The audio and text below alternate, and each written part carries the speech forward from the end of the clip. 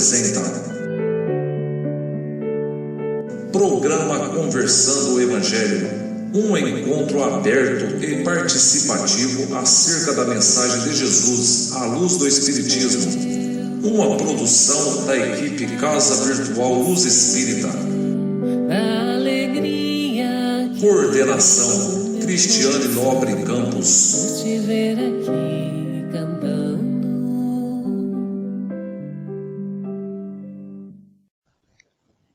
Boa noite a todos que nos ouvem nesse momento. É uma alegria para nós estarmos juntos para mais um programa Conversando o Evangelho. E neste momento a gente gostaria de poder dar um abraço em todos de acolhida, já que não é possível, eu sinto a energia desse abraço envolvendo a todos.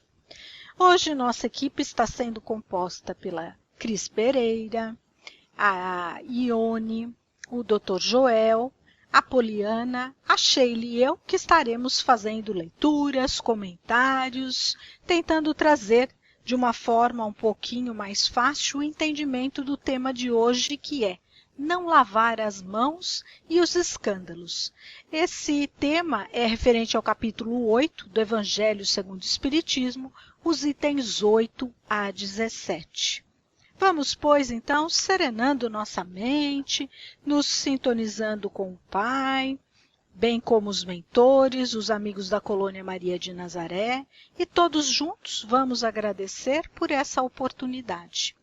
Vamos, então, dar início ao nosso encontro com a prece de abertura que será feita pela Poliana. Boa noite. Vamos buscar em nossos pensamentos, elevar a Deus, a Jesus, aos nossos mentores e amigos espirituais, que possam nos trazer boas energias, a fim de que nós possamos fazer o estudo dessa noite e levar um pouco do que nós sabemos, do que nós entendemos, do que nós conhecemos acerca da doutrina espírita.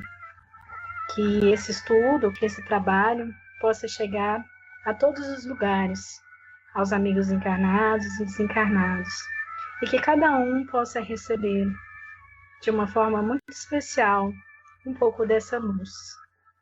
Que os bons espíritos possam harmonizar o nosso ambiente, fluidificar a nossa água, e que esse estudo seja feito com proteção de Deus e dos amigos da Colônia Maria de Nazaré. Que assim seja. Que assim seja, damos graças a Deus. Vamos, neste momento, então, pedir para a Cris Pereira que ela leia o trecho do Evangelho deste primeiro momento para nós. Então, os escribas e os fariseus, que tinham vindo de Jerusalém, aproximaram-se de Jesus e lhes disseram: Por que violam os teus discípulos a tradição dos antigos, uma vez que não lavam as mãos quando fazem suas refeições? Jesus lhe respondeu: Por que violais vós outros o mandamento de Deus, para seguir a vossa tradição? Porque Deus pôs esse mandamento: honrai a vosso pai e a vossa mãe. E este outro: seja punido de morte aquele que disser a seu pai ou a sua mãe palavras ultrajantes. E vós outros, no entanto, dizeis: aquele que haja dito a seu pai ou a sua mãe, toda oferenda que faço a Deus vos é proveitosa, satisfaz a lei. Ainda que depois não honre nem assista a seu pai ou a sua mãe, tornam assim inútil o mandamento de Deus pela vossa tradição. Hipócritas, bem profetizou de vós Isaías, quando disse: Este povo me honra de lábios, mas conserva longe de mim o coração. É em vão que me honram ensinando máximas e ordenações humanas. Depois, tendo chamado o povo, disse: Escutai e compreendei bem isto. Não é o que entra na boca que macula o homem. O que sai da boca do homem é que o macula. O que sai da boca procede do coração, e é o que torna impuro o homem. Porquanto do coração é que partem os maus pensamentos, os assassínios, os adultérios, as fornicações, os latrocínios, os falsos testemunhos, as blasfêmias e as maledicências. Bem-aventurados os que têm puro coração, esses são as coisas que tornam impuro o homem. O homem sem haver lavado as mãos não é o que torna impuro. Então, aproximando-se dele, disseram-lhe seus discípulos: Sabeis que, ouvindo o que acabeis de dizer, os fariseus se escandalizaram? Ele, porém, respondeu: Arrancada será toda planta que meu Pai Celestial não plantou. Deixai-os, são cegos, que conduzem cegos. Se um cego conduz o outro, caem ambos no fosso. Mateus capítulo 5, versículo do 1 ao 20.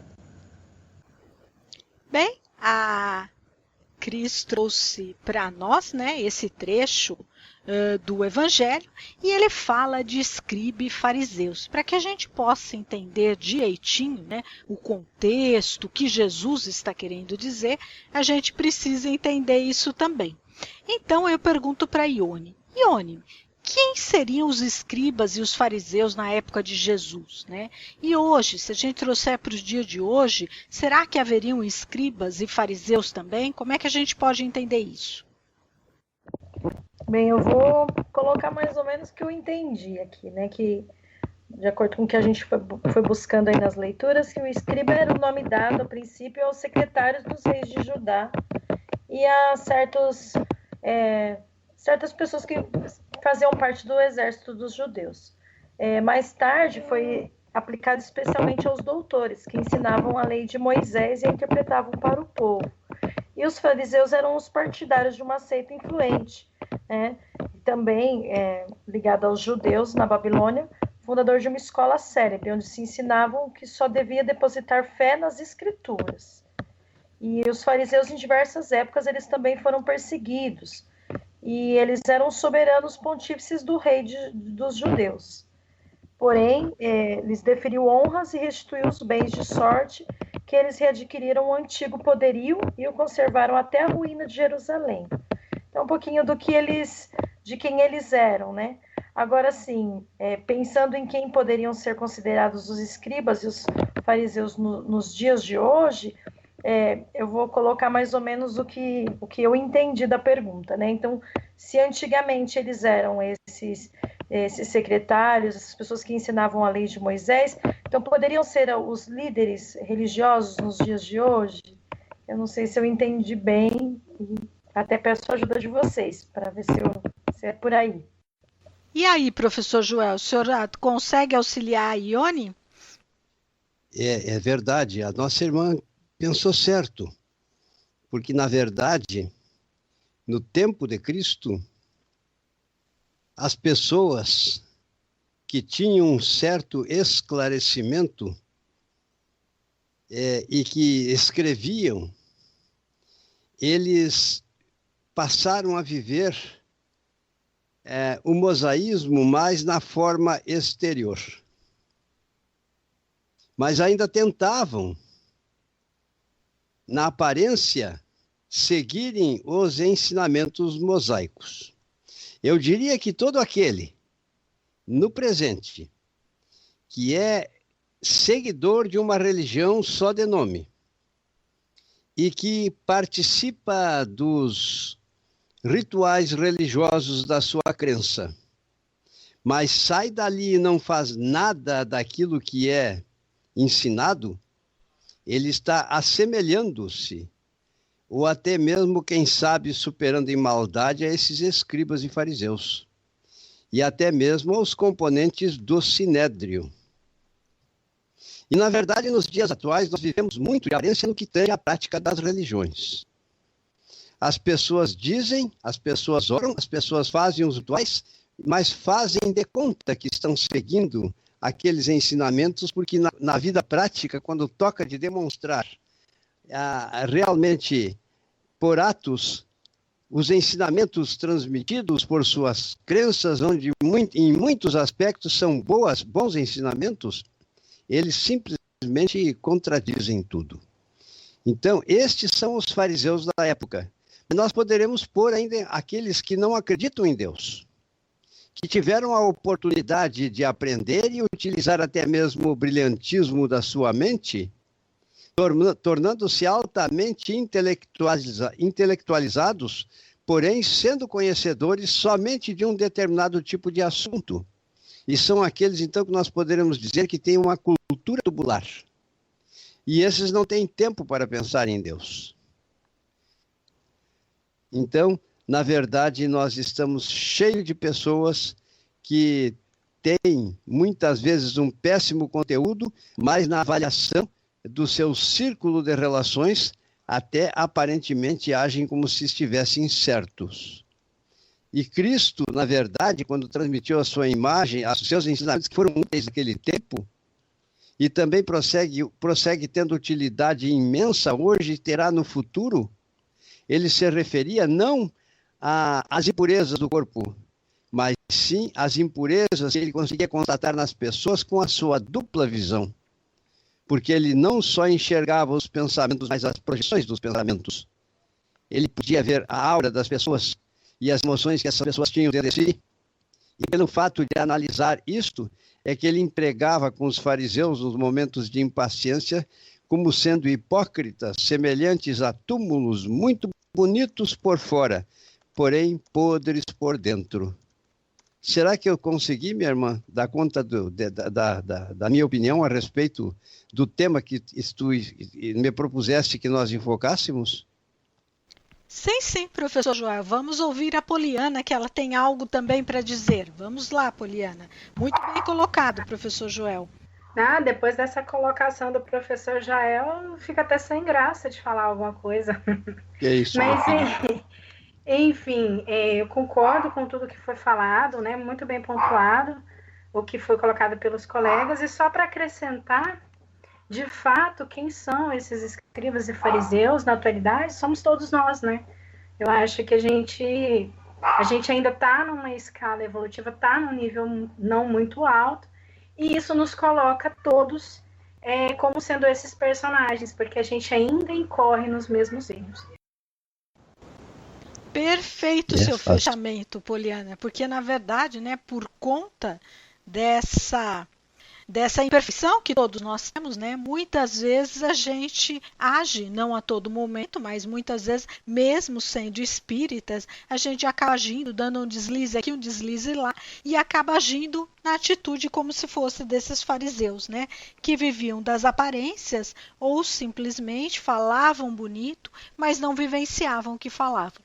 Então, eu concordo com você, né? Eu acho que de uma forma bem abrangente, todos nós estamos aqui, né? E temos atitudes ainda de fariseus. Então, dando continuidade, porque na verdade tudo é uma coisa só, está tudo ligado, a gente passa agora a perguntar, né? A gente percebe que Moisés, né, através não da escrito, mas falado, né, Moisés colocou algumas leis. E uma das leis que Moisés estabelece naquele tempo, e que Jesus vem aqui trazer um entendimento maior para essa lei, né, algo que é mais importante do que a lei, era lavar as mãos antes das refeições. Você saberia dizer qual o motivo da tradição, né, de Moisés ter instituído isso, Cris Pereira? Ao tempo de Jesus, havia o ritual de lavar as mãos antes das refeições. Muitos dirão que é um hábito saudável. As mãos são repositórios de bactérias, mas não era essa a intenção, mesmo porque não havia mínima noção sobre a existência dos micro-organismos. Trata-se de uma mera prática ritualística religiosa, pois devia-se banhar as mãos 2 vezes até os pulsos. Na primeira, era retirada as impurezas. Na segunda, as gotículas residuais contaminadas. Depois, ficavam erguidas até secarem.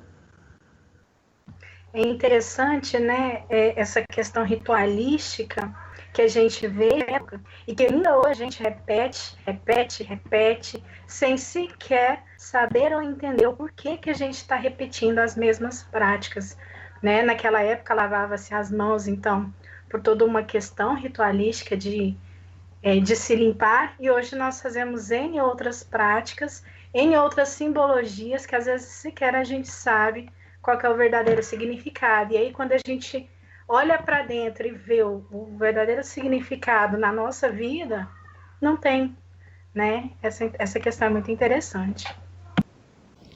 Ione, você gostaria de complementar e aí o que as meninas falaram até agora? Dentro do que já foi dito, uma coisa que eu li, né, eu achei até interessante, depois o professor Joel esclareceu muito bem, porque eu confesso que eu estava confusa. Eu achei bacana bacana pensar, né? Porque imagina para Jesus como não era, mas como ele era vigiado, né, acompanhado e até por isso ele faz essa advertência a eles, né, que estavam lá acompanhando e que o questionam, né? Mas você não vai chamar atenção porque não lavaram as mãos, né? E aí ele mostra para nós o que era realmente importante, né?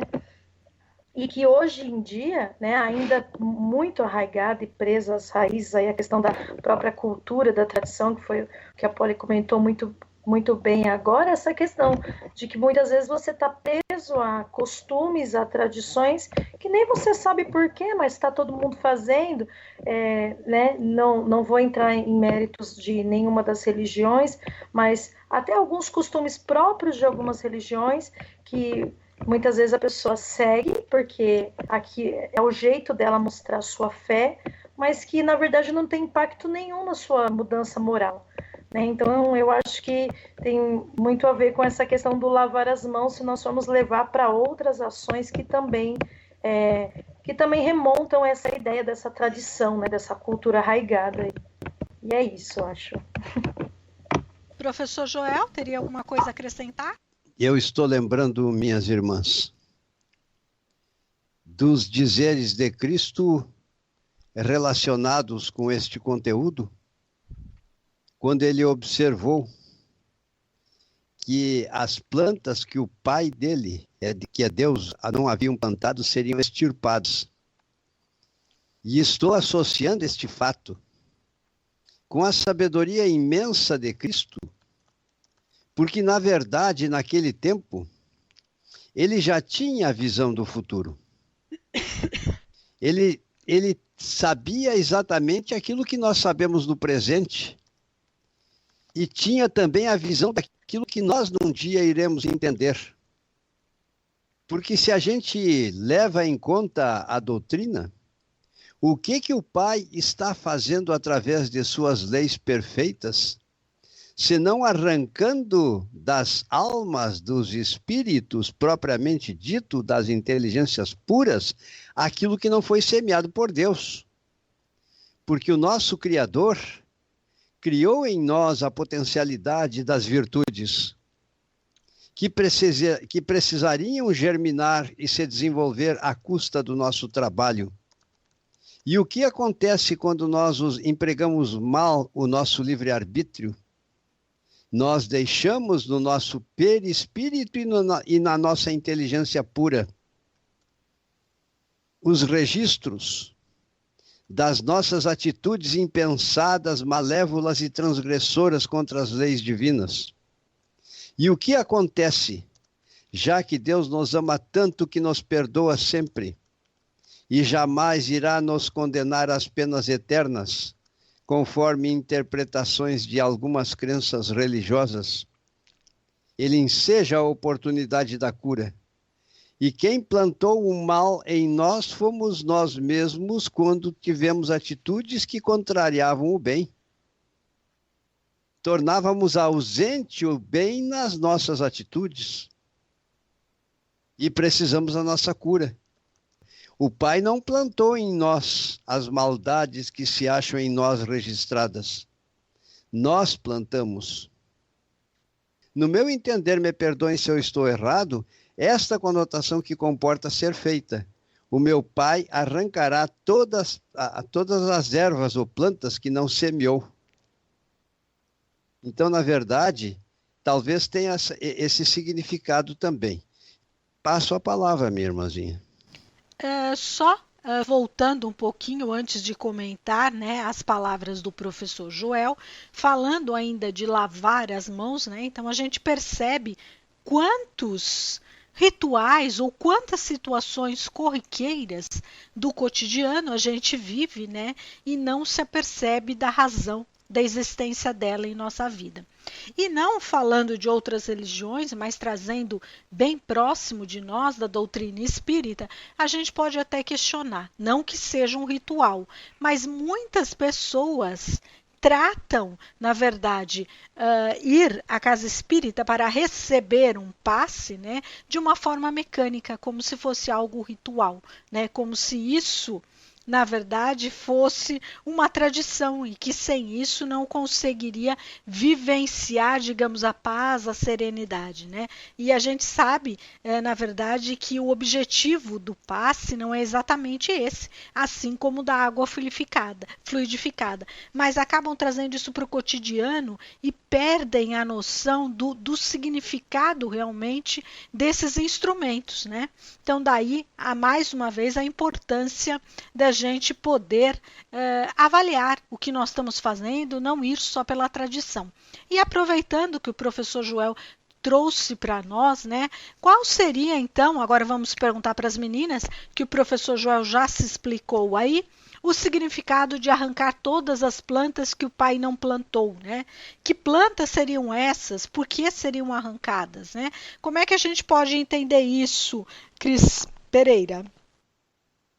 Bom, eu entendi que essas plantas é tudo aquilo que Jesus tem nos seus ensinamentos, mas é aquilo que não é praticado. Também podemos colocar aqui. É a lei da causa e do efeito. Semeadura livre, colheita obrigatória. É verdade, professor Joel. Arrancar essas plantas não seriam arrancar as ervas daninhas que são as nossas más tendências, né? Orgulho, egoísmo, crime, pedofilia, né? A violência, todos esses guerras, problemas que nós mesmos causamos e que vão e que são contrárias às leis de Deus. E ficam registradas em nós. Nesse sentido. Justamente. Então, aí a gente só arranca isso, né, professor Joel? A gente arranca penosamente. Do alto porque amorosamente Deus nos dá a oportunidade. Justamente. Então, conhecendo, sofrendo, aprendendo, caindo, levantando, né? Sempre ação e reação, com resignação. Sempre. Com certeza. Referia-se a todo costume, hábito, que não estiverem de acordo com a sua lei, o bem, tudo que traz prejuízo a alguém, a si mesmo ou a outrem que não beneficia.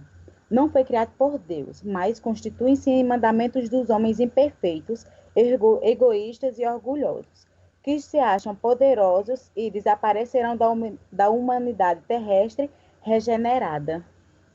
Isso mesmo, bem colocado. Ione, você teria alguma coisa para colocar sobre essas plantas, né? Pelo que eu entendi, até agora essas plantas seriam umas ervas daninhas, que não foi o pai que plantou, né? E elas vão ser arrancadas conforme a luz do evangelho, né? O que mais você teria para colocar, Ione? Eu acho que já foi bem colocado mesmo essa questão da lei da ação e reação, né? E o que a gente tem em nós e que a gente sabe que nós precisamos tirar de nós é algo que não foi bem lapidado, algo que se não for pela reforma íntima nós não vamos conseguir se reconstruir, se reformar, e que nós precisamos, é uma ação nossa, né? Não dá para partir daquela fé passiva de esperar que Deus faça essa transformação. A gente escuta muito isso, né? Não, Deus vai transformar o seu coração. Joga tudo na responsabilidade dele, né? De Deus, da força universal, e esquece que essa responsabilidade ela é nossa, né? Ela é construída através dos nossos comportamentos, da nossa atitude. E é isso, acho que é bem o que os colegas colocaram, só estou mesmo complementando aí. Bem, então ficou muito claro, a gente dá continuidade. No Evangelho, a gente percebe que Jesus, né, ele trata a palavra, né, como um instrumento. Né? De que forma a gente pode entender esse instrumento, que é a palavra, para edificar, né? Ou de que forma ela pode destruir? E já também vamos aproveitar e eu pergunto, né, de que forma também a gente pode controlar aquilo que sai de nossa boca, né, dessa palavra, dessa fala, né? Vamos entender aqui a palavra não é uma palavra escrita, mas também a palavra escrita se encaixa, mas vamos entender dentro do contexto do Evangelho a palavra falada, né? Como é que a gente pode entender isso, Ione?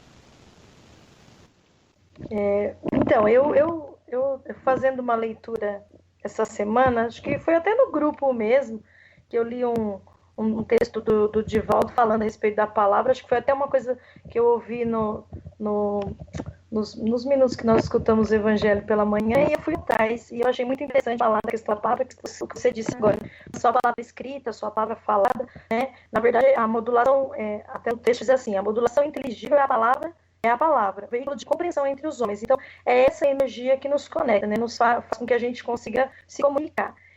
Entretanto, a partir disso, a gente sabe que tem as palavras que geram guerras hediondas e as palavras que são portadoras da mensagem de paz, né?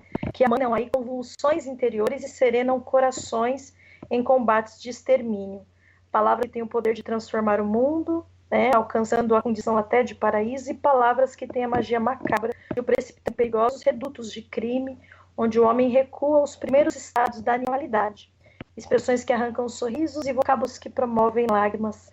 Então, Divaldo trouxe para nós, pelo espírito de Joana de Ângeles, né? E é um pouquinho mais extenso esse texto, mas quando eu fui pensar nessa questão da importância da palavra, eu achei muito pertinente trazer esses trechos aqui para nós, para a gente pensar do quanto essa palavra, que muitas vezes ela pode não ser dita, mas ela pode ser pensada, ela pode ser sentida, ela pode ou edificar ou destruir, né? Nós mesmos, o nosso dia, o nosso próximo e até mesmo as nossas possibilidades de crescimento, né? E pensar em como controlar o que sai da nossa boca.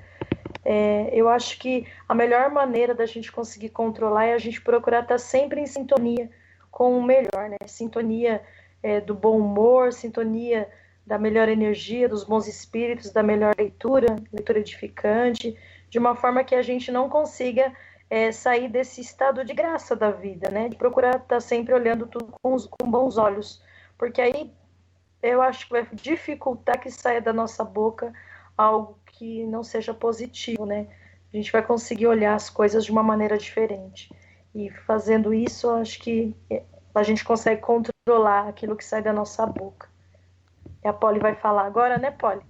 Me ajuda aí. Eu acho assim, a sua pontuação, Iane, foi assim, perfeita. Citar o Divaldo, a Joana de Ângeles, não tem nem muito o que a gente acrescentar. Você falou muito bem. E aí uma palavra que você puxou aí no final e que eu acho que a gente pode dar ênfase é na questão do pensamento, porque a palavra ela já é o pensamento em forma de ação. Quando a gente exterioriza o nosso pensamento e sai essa palavra, na verdade, quando sai essa palavra, nós estamos exteriorizando o nosso pensamento. E aí, se a gente parte, né, para os estudos da doutrina espírita, a gente vê que o pensamento ele tem uma força estrondosa, e ele gera uma energia estrondosa.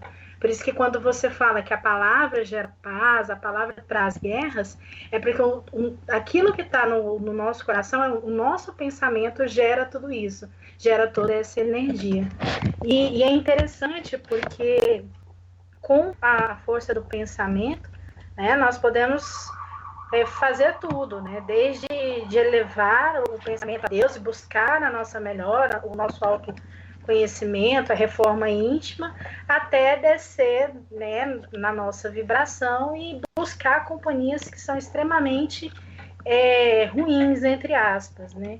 Então, é muito importante que a gente tenha sempre isso em mente, porque a gente só vai melhorar, a gente só vai buscar uma melhora significativa com o conhecimento, né? E para além do conhecimento, com a prática daquilo que a gente aprendeu, que nada mais é do que os ensinamentos de Jesus, né? Então, perceba, a gente pode perceber que essa questão vai muito mais além, né, daquilo que a gente imagina que seja só uma fala, só uma palavra, né? É uma coisa muito mais forte. Cris, tem Que alguma... bom. Pode falar, professor Joel. Ah, desculpa. Não, Não, é que o que eu senão a Cris penso, o que eu depois penso é que eu estou maravilhado com o que ouço, com as palavras da irmã. Foi a irmã Ione que falou, né? Qual é que Sim, falou por foi último a agora? Ione. A Ione Foi e a a Ione. Poliana. E a Poliana, maravilhoso o que vocês disseram, porque na verdade a palavra é a verbalização dos pensamentos. E esses pensamentos verbalizados, eles projetam e criam transformações no fluido cósmico ambiental. E aqueles outros que escutam as nossas palavras, muitas vezes apresentam pela lei da afinidade a mesma natureza de pensamentos deletérios e começam a vibrar nesta mesma frequência, criando ainda mais transformações indesejáveis neste fluido cósmico. E a esses fatos todos, pelas palavras impensadas, mobilizamos as forças das regiões umbralinas, que são forças as quais merecem respeito e muito cuidado, que são os senhores das sombras, que praticamente estão procurando, através do emprego de antenas, utilizar-se destas antenas para que palavras indevidas, que transgridam as leis todas que Cristo nos ensinou, criem as situações que a humanidade vivenciou em diferentes épocas e que nós estamos sujeitos a vivenciar, porque marchamos para dias muito piores do que os dias atuais. Não nos assustemos, mas fiquemos precavidos para não fugirmos da nossa vigilância e centrarmos as nossas atitudes e pensamentos nos ensinamentos que Jesus deixou para nós, que representam a melhor arma do bem, não contra, mas para anular o mal, tanto quanto não seja possível. Por isso que eu fiquei maravilhado, porque realmente Cristo enxergava todas essas coisas e não podia dizer para nós. Nós não estávamos preparados naquele tempo. Mas hoje nós estamos, graças a Deus. Segue em frente, minha irmãzinha Cris. Vamos ouvir a outra Cris agora, professor Joel. Bom, só completando o que as meninas disseram e o professor, e dando um exemplo, porque assim, muitas vezes acaba que, mesmo a palavra não saindo da nossa boca, a gente já tem aquele pensamento, né? O que acaba baixando a nossa vibração. E aí, essa semana, eu passei por uns probleminhas e realmente não estava bem, né? E ontem eu estava conversando com a Pamela.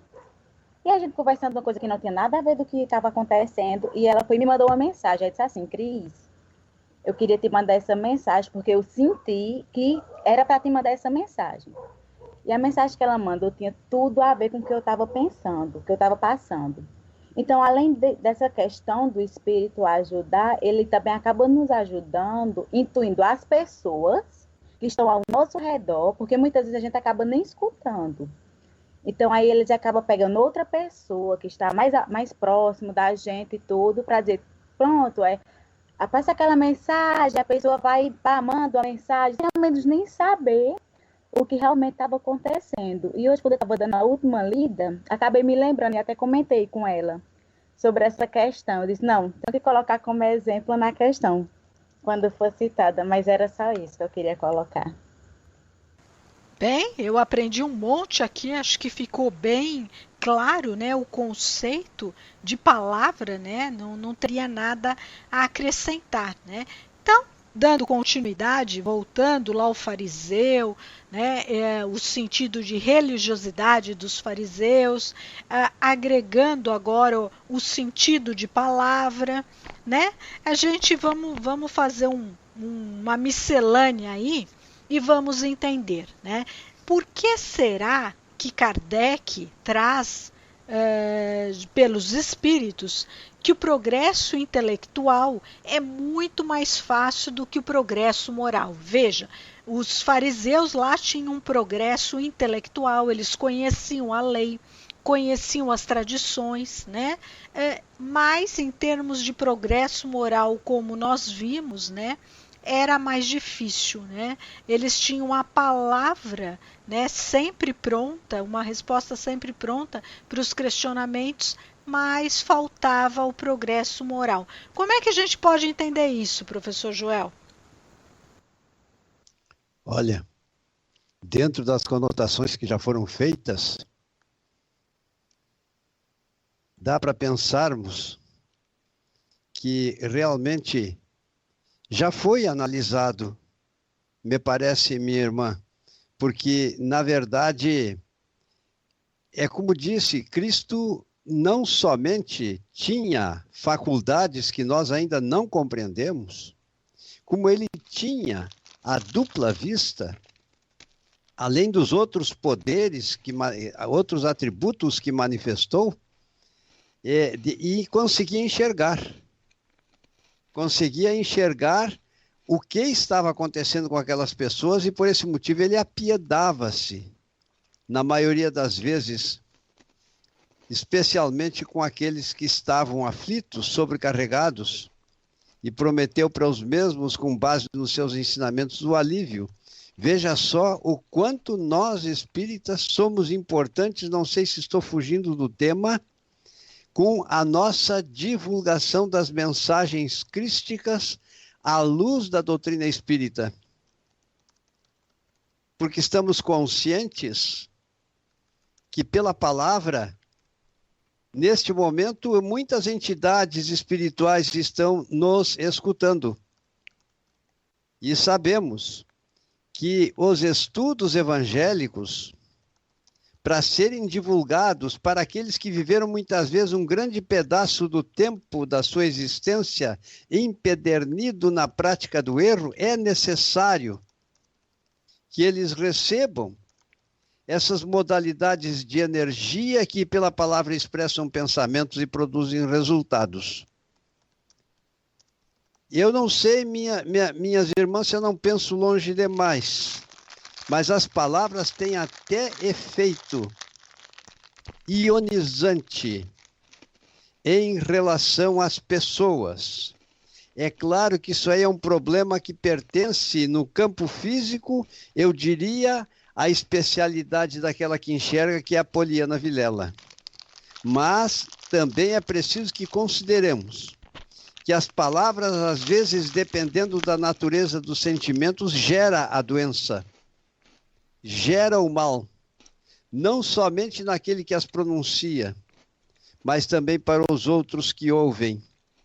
E o mundo está sendo assolado pelas palavras que exteriorizam sentimentos, que provocam vibrações indesejáveis, doentias, que envolvem o planeta inteiro.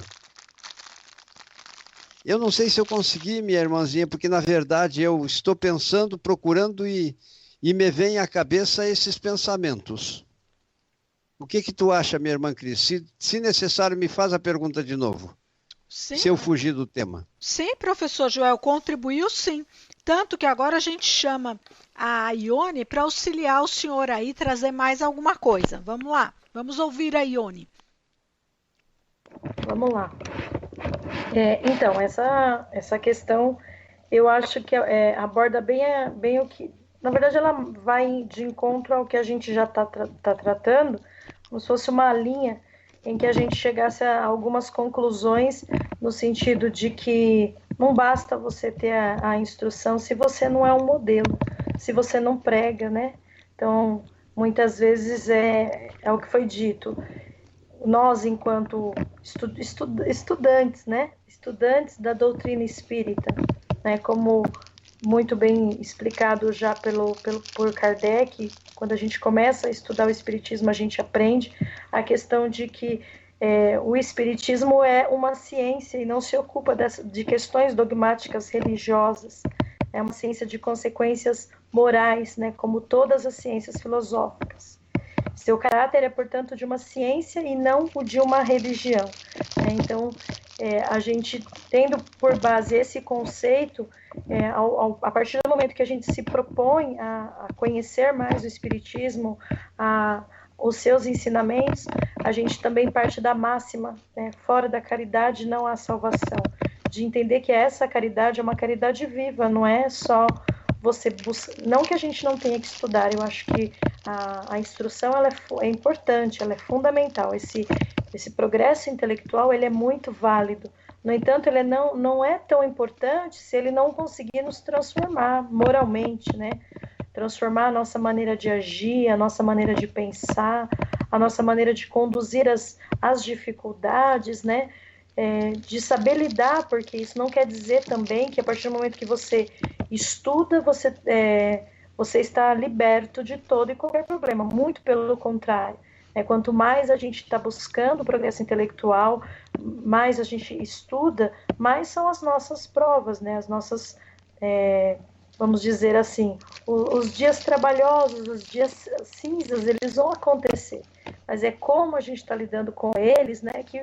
Que vai dizer se a gente está conseguindo atingir os objetivos, né, de Jesus para com a humanidade, né? Que é nos ver mais agindo em prol do próximo, agindo pelo bem, pela caridade, com amor, né, serenando os nossos comportamentos. E é o que a gente sabe. Falar é muito fácil, né? Ler e trazer também. Não é, a gente despende só de um pouco de tempo e depois a gente vem e fala, mas o dia a dia, né, trazer isso para o nosso comportamento é o que vai fazer a diferença mesmo. E é essa a finalidade, né, da gente se instruir enquanto espíritas, né, ser modelo, né, procurar ser modelo, procurar ser aquele que traz o evangelho vivo para a nossa vida e também para a vida das pessoas, né, como a Cris colocou a questão da amiga que mandou uma mensagem, que aquela mensagem já transformou a maneira que ela estava pensando, que ela estava sentindo. Então nós também, enquanto instrumentos de evangelho vivo, né, através de uma mensagem, através de uma palavra, através de um comportamento nosso, que a pessoa possa olhar e também se espelhar e também melhorar, e a gente vai se melhorando e ajudando e transformando pequenos ambientes, maiores espaços, né, nossas relações. E é assim que eu consegui traduzir, o que eu compreendi desse questionamento e pensando em exemplo prático, que a gente todo dia tem que buscar fazer, né? É muito bom essa sua colocação, Ione, principalmente com relação a conhecer, né, a aprender, né, a buscar o conhecimento e, acima de tudo, colocá-lo em prática, né? O grande X da questão é justamente esse, a gente saber equilibrar teoria e prática. E a partir do momento que a gente consegue fazer isso e aplicar, por exemplo, na doutrina, aplicar no nosso dia a dia, a gente tem um crescimento intelectual e moral concomitante, né? E isso seria o ideal. Mas, infelizmente, o que a gente vê, como foi pontuado por você e pelo professor Joel, é que, de fato, o conhecimento, o progresso intelectual, ele avança a mais de milhões de passos na frente do que o progresso moral. Justamente porque eu imagino que seja até um pouco mais fácil, né? Você buscar na ciência, buscar nos conhecimentos da natureza, buscar na prática das hard sciences, conhecer o resultado dos problemas daquilo que aflige. Ao passo que procurar ser uma pessoa melhor e ajudar aquele que, por exemplo, matou o seu filho, é muito difícil. Né? E em exemplos, né, dessa questão do progresso, da lei do progresso intelectual, nós temos muito. Né? Basta ver aí países extremamente desenvolvidos, países hoje de primeiro mundo que há épocas atrás detinham conhecimentos filosóficos, científicos em altas escalas e levaram o mundo a guerras, né? O progresso científico, o progresso da ciência, da física, criou uma bomba atômica que matou N pessoas, né? Então, o que a gente percebe é que há uma discrepância muito grande entre o conhecimento entre o conhecimento científico e o conhecimento moral. E isso só vai se equivaler, isso só vai mudar a partir do momento em que nós tomarmos consciência da importância que é buscar, né, os ensinamentos de Jesus, buscar o progresso moral, né? E por aí vai. Bem, juntando foi falado tudo, né? De uma forma muito clara, pertinente, né? Eu só queria acrescentar, né?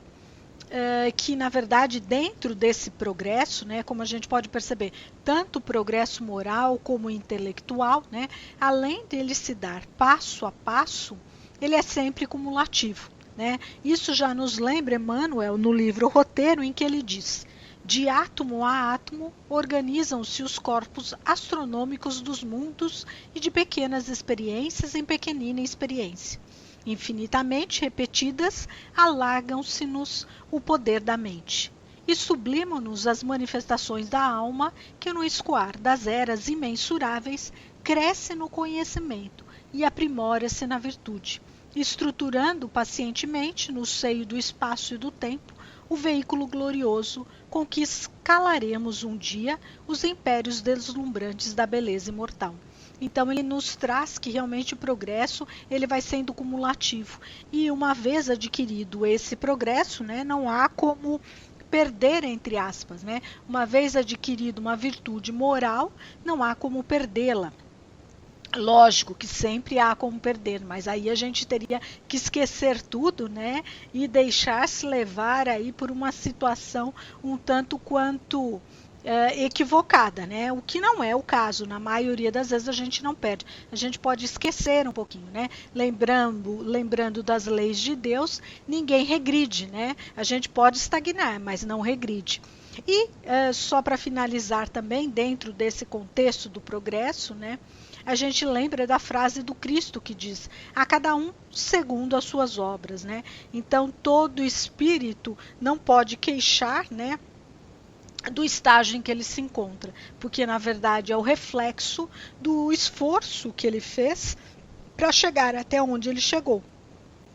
Então, mais uma vez, a importância, né, do nosso esforço pessoal, da nossa vontade em estarmos progredindo, né, mais do que qualquer outra coisa. Mudando agora um pouquinho, já que a gente tratou bem dessa parte, nós vamos pedir agora para a Ione ler mais um trecho do Evangelho, em que fala sobre escândalo.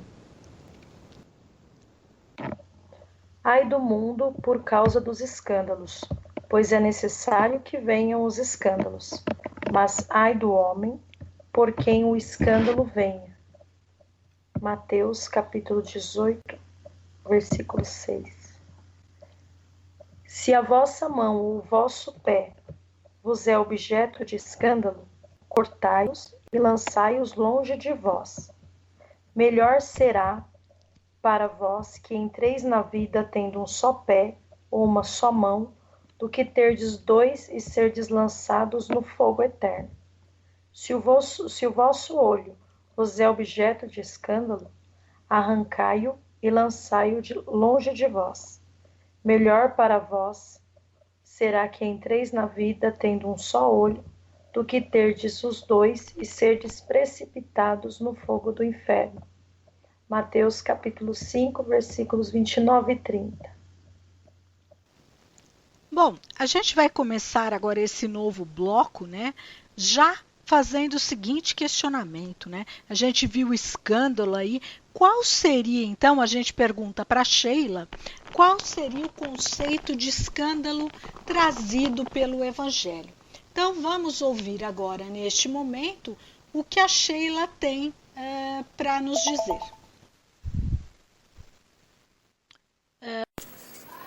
Eis uma situação complicada, principalmente para nós que estamos ainda nos aperfeiçoando.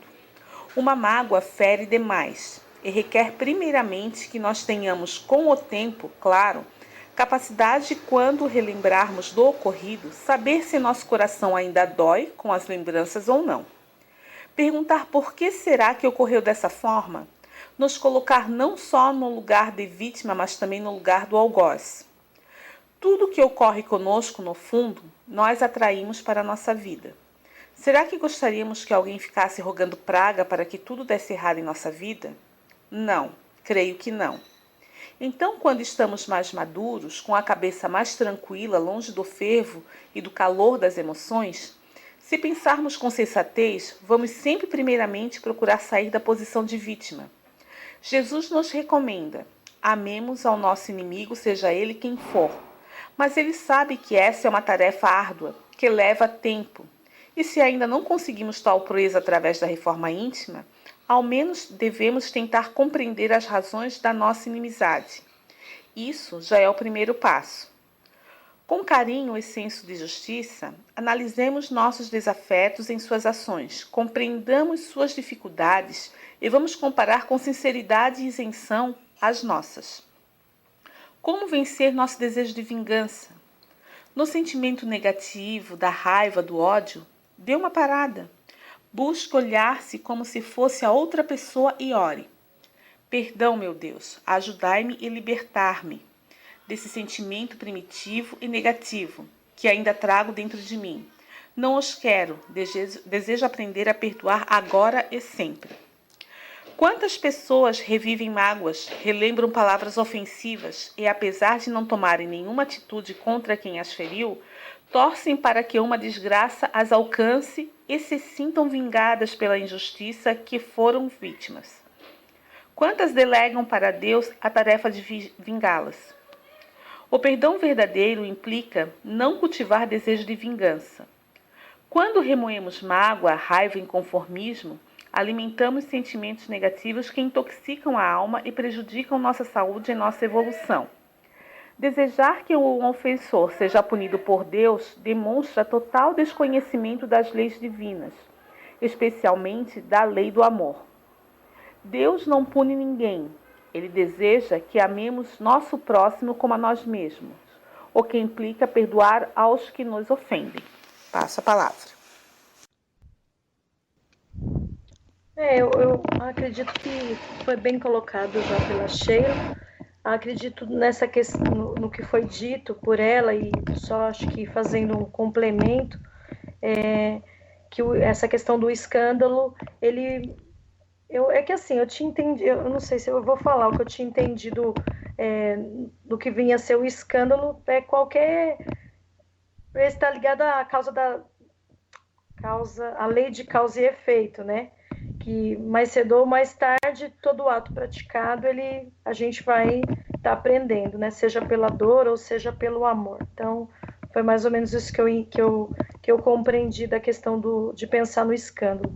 E de pensar, né, no que é dito no próprio Evangelho, esse arrancar, né? Não é para arrancar um membro ou arrancar o próprio olho, mas nós sabemos que se nós nascemos para fazer o bem, para ser do bem, para agir pelo bem e para evoluir, para crescer, para melhorar, para aprimorar, né? E se em nós ainda há arraigado comportamentos, né, e está arraigado atitudes que não devemos ter, sentimentos, né, egoísmo, ódio, rancor, orgulho, e é isso que Deus quer que nós arranquemos de nós, né? Essa tendência viciosa, esses sentimentos impuros que não foram, que não são de Deus, né? Se nós somos criaturas de Deus, Ele não nos criou para assim agir.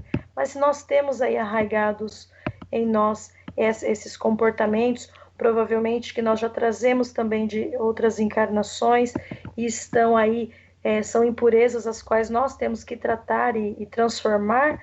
Eu acho que quando vem essa questão deste escândalo, essa questão do que não aconteceu de bom. Se foi provocado por nós seremos os responsáveis não por pagar, mas nós seremos os responsáveis por viver algo que nos transforme com relação ao que aconteceu. Se for a atitude do outro, o outro também responderá pelo seu ato praticado. Então, eu entendi escândalo bem ligado à questão da lei de causa e efeito. Só completando um pouco com o que foi dito, Kardec explica esse conceito sendo não só o que choca a consciência alheia, mas tudo o que resulta dos vícios e das imperfeições humanas. Todas as más ações de indivíduo para indivíduo, ou sem repercussões. O escândalo, nesse caso, é o resultado efetivo do mal. É aquela coisa, né? Os escândalos vão acontecer, dado o nosso grau de evolução. Segundo o Evangelho, ai daquele por qual vem o escândalo. E, de certa forma, isso tudo acontece por uma coisa simples, que é o aprendizado, né? Então, a gente só aprende quando há o caos, né? Quando vem a dor, quando vem as críticas, quando vem os problemas. Então, quando o outro faz alguma coisa de ruim, então a gente aprende, né? Infelizmente, por enquanto, né, dado o nosso grau de evolução, o nosso aprendizado acontece por esse meio. Aquele que causa o escândalo, pela lei de causa e efeito, né, vai ter que eventualmente acabar arcando com as consequências, e aquele que sofre o escândalo, de uma maneira ou de outra, vai aprender com aquilo, vai procurar melhorar e também vai crescer. Professor Joel, teria alguma coisa para complementar? Olha, eu gostaria, sabe? Mas eu adorei tudo que foi dito. As irmãzinhas conseguiram acertar, que eu diria, no ponto. Porque me parece que fica um pouco mais de acréscimo se eu disser que existem, muitas vezes, usando uma terminologia oriental, os karmas coletivos, adquiridos por um povo. Existe a sucessão das vidas pelos processos reencarnatórios, onde em nós vão ficando os registros acumulados, e que num dia, fatalmente, às vezes escolhidos por nós mesmos, eventos trágicos devem acontecer como prova de libertação definitiva do nosso sentimento de culpa. Mas percebam, meus irmãos, mesmo que tentemos falar evangelicamente, nós somos protagonistas e endividados do nosso passado. E então encontramos a sintonia, um escândalo concretizado no mundo do pensamento pela verbalização desses pensamentos, e então, ai dele, por quem o escândalo foi feito. Ai de um Benito Mussolini, por quem o escândalo aconteceu. Mas ai das sociedades que primam pela hipocrisia, quando, por exemplo, usufruem benefícios e altos lucros através do emprego da bebida alcoólica, que notoriamente é um vício que deve ser extirpado, e que, no entanto, maquiavelicamente existem aqueles que fazem um discurso promovendo a necessidade do consumo de álcool, ou da prática do tabagismo, ou da legalização do emprego da maconha, ou até mesmo da liberação das pessoas para se drogarem do jeito como quiserem. Existem pessoas que têm representatividade e que apresentam essas ideias escandalosas. Ai deles, por quem os escândalos acontecem em decorrência do brilhantismo da intelectualidade mal utilizada. Percebam bem, então a gente pode ir assim abrangendo o significado do pensamento que induz as demais pessoas, e sempre existe alguém que vai ser protagonista desses eventos, não por fatalidade, mas porque ele pensa daquele modo, é a favor daquele erro e induz os outros que também, sendo culpados, são propensos à prática do mesmo erro.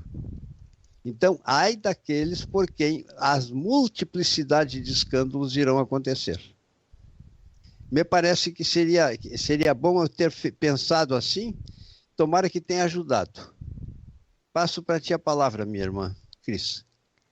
Com certeza, professor Joel, eu acredito que dessa forma, não sei se as meninas teriam algo mais a acrescentar, mas no meu entendimento, né, ficou claro o sentido do escândalo, da palavra, né, de tudo que viemos trazer aqui hoje, do lavar as mãos, ou seja, dentro do capítulo que nós estamos estudando e que encerramos hoje, né, tudo que vivenciamos aqui a gente pode fechar, né, dizendo que a gente deve arrancar do coração todo sentimento, palavra impuro e toda tendência viciosa. Dessa forma, nós teremos e seremos puros, né, da forma que Jesus nos diz.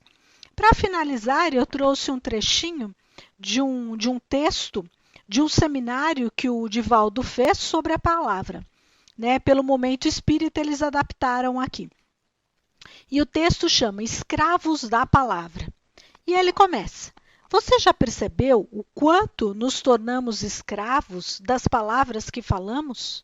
De como nos conduzimos por situações difíceis pela nossa própria fala?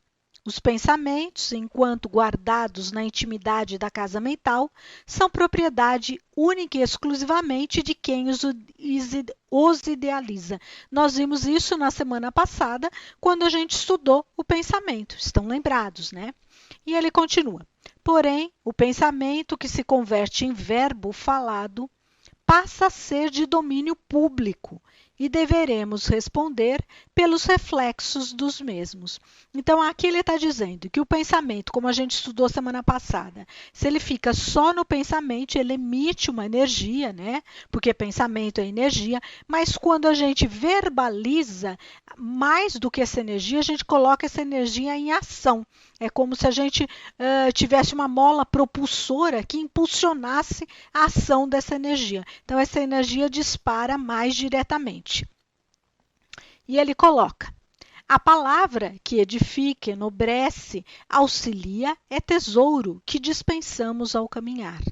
Porém, o verbo ácido da crítica destrutiva, do comentário maledicente, buscando a desmoralização alheia, ou a acusação injusta do julgamento insensato, são dificuldades que amelhamos e das quais teremos que dar conta uma a uma.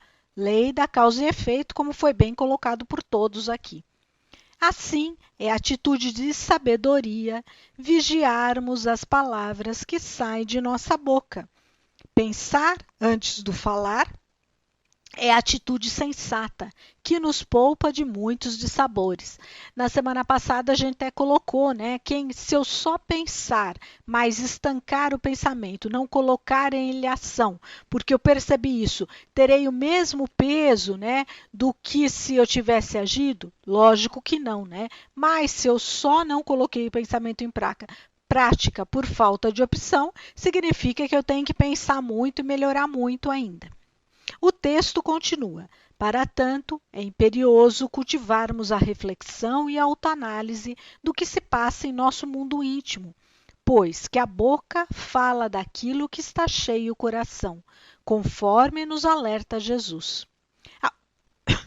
Alguns pesquisadores chegam a afirmar que circulam em nossa casa mental cerca de 95 mil ideias ao dia, das quais 85 mil são repetitivas, doentias, monotemáticas. Então, pensem, né? Vamos aqui refletir o quão pouco a gente aproveita da nossa inteligência, da nossa forma de pensar, sendo que a maior parte, só 10 mil de 95 mil palavras, né, são úteis. O resto são coisas doentias, repetitivas, coisas que muitas vezes a gente nem sabe o porquê está pensando. O texto continua. Para que o verbo se faça construtivo, é necessário o exercício da faxina mental, para que da mente possamos exteriorizar aquilo que não nos escravize negativamente. Limpar, né? O que não serve mais, eu deleto. O exercício do silêncio interior, do isolar-se alguns instantes diariamente no mundo para se encontrar consigo mesmo é fundamental. E aí eu acrescento, né? Conhece-te a ti mesmo, já dizia um sábio. Ao mergulharmos no silêncio de nossa casa mental, vamos conhecendo e entendendo qual o mundo íntimo que carregamos e que muitas vezes ainda se mostra totalmente desconhecidos para nós mesmos. A gente só pode melhorar, conforme foi colocado aqui hoje, se a gente se conhecer. Portanto, vamos vigiar nossas palavras para que elas sejam úteis, proveitosas e edificantes. Vamos evitar os escândalos, o comentário maldoso, o julgamento precipitado ou a acusação indevida. Ainda, percebemos o nosso falar das expressões chulas, das comparações grotescas ou das piadas vulgares. O clima emocional e psíquico com o qual nos envolvemos é fruto do que pensamos e do que falamos. Cultivemos o verbo elegante, a palavra de consolo, os temas edificantes, para que nossa boca não seja quem nos condene, fazendo-nos escravos daquilo que, de forma invigilante, expressamos com a palavra não refletida. Então, vamos pedir agora ao professor Joel que faça a nossa prece de encerramento. Mentores espirituais, amigos da colônia espiritual Maria de Nazaré, mas também espíritos amigos das demais colônias do planeta Terra, que estejam em sintonia com estes pensamentos, que foram verbalizados e analisados. Como nós temos espíritos amigos, amigo e divino Jesus, como nós temos, amado Pai Celestial, como existe um longo trajeto para que nós, humanidade, possamos fazer o percurso e atingirmos o nosso grau de autotransformação, para conhecermos a verdadeira felicidade, arquetipada por Deus nos seus propósitos, e que devem ser concretizadas através das práticas, dos ensinamentos que tu deixastes para nós, Divino Mestre Jesus. E que o Consolador prometido através de vós, espíritos sábios e benfazejos, tanto estão nos ajudando. Enxergamos mentores amigos, mas não ficamos entristecidos de modo nenhum. Que muitas das sementes do Divino Mestre Jesus lançadas no coração dos homens são sementes que ainda precisam germinar. Sabemos do poder divino da causa primária, inteligência suprema, que pode tudo, mas que nos ama imensamente. Então suplicamos a ti, inteligência suprema, em nome do teu Filho amado Jesus. Suplicamos a vós, poderosas forças do bem, para que esta humanidade sofredora, que apenas estão tendo o arrancamento ou sofrendo as consequências das ervas daninhas, figura simbólica que configuram as imperfeições existentes em nosso ser espiritual, em nosso ser perispiritual, e concretizada pelas nossas atitudes e pelos nossos pensamentos. Temos um longo percurso, e como suplicamos para todos os amigos espirituais, ajudai-nos, para que neste percurso nós da Cavile, que sei implica na presença e participação de um grande número de irmãos espirituais, ajudai-nos, para que possamos ser perseverantes no percurso deste trajeto, que será mais compreendido em tempos futuros, mas que, graças a Deus, bem como Chico Xavier sabia e pregou o Evangelho e transmitiu todas as suas orientações numa noite, quando a sua casa espírita, estando repleta de espíritos, não tinha nenhum espírito encarnado a não ser ele. Sabemos que estamos mais ou menos numa situação parecida, mas mesmo assim queremos a vossa ajuda e que abençoados possam ser todas as entidades espirituais que estejam colhendo proveitos destas sementes que são lançadas em nome do Divino Mestre Jesus. Agradecemos a vós, irmão José, irmão Mateus e todos os irmãos da colônia espiritual e suplicamos a uma Joana de Ângeles, a uma irmã Sheila,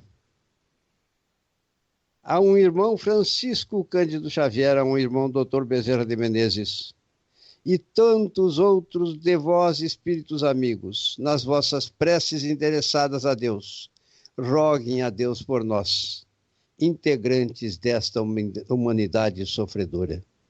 Obrigado, irmãos, obrigado, Jesus, Divino Mestre, e que assim seja. Que assim seja, damos graças a Deus, desejamos uma noite de muita paz, muita reflexão, com Jesus no coração, e um final de semana repleto de alegria, de família, que possamos estar juntos na próxima sexta-feira.